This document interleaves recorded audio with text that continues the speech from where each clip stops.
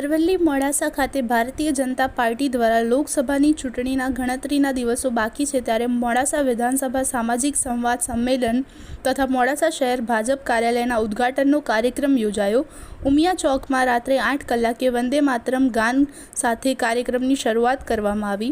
આ કાર્યક્રમના મુખ્ય મહેમાન રાષ્ટ્રીય કિસાન મોરચાના બાબુભાઈ, અરવલ્લી જિલ્લા ભાજપ પ્રમુખ રાજુભાઈ પટેલ, વરિષ્ઠ નેતા શામળભાઈ પટેલ, ધીરુભાઈ પ્રજાપતિ, મોડાસા શહેર ભાજપ પ્રમુખ, મોડાસા નગરપાલિકા પ્રમુખ ધીરજભાઈ શેઠ, અન્ય મંચસ્થ મહાનુભાવો તથા ભારતીય જનતા પાર્ટીના મોડાસા વિધાનસભા મત વિસ્તારના તમામ હોદ્દેદારો, કાર્યકર્તાઓ, ભાઈઓ અને બહેનો આ કાર્યક્રમમાં જંગી સંખ્યામાં પધારી આ કાર્યક્રમને સફળ બનાવ્યો હતો।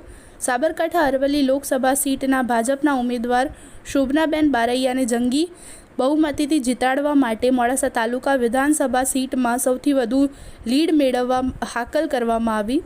ભારતીય જનતા પાર્ટીનો સામાજિક સંવાદ કાર્યક્રમ ચાલુ હતો ત્યારે ગ્રાઉન્ડની બહાર 20 થી 25 ક્ષત્રિય રોડ પર આવી રૂપાલાના વિરુદ્ધમાં સૂત્રોચ્ચાર કરતા નજરે પડ્યા હતા।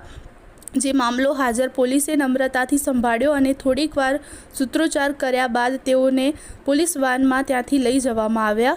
સામાજિક સંવાદ કાર્યક્રમ પૂર્ણ થયે સાબરકાંઠા અરવલ્લી લોકસભા ચૂંટણી અંતર્ગત મોડાસા શહેર ભાજપ કાર્યાલય ખુલ્લું મૂકવામાં આવ્યું।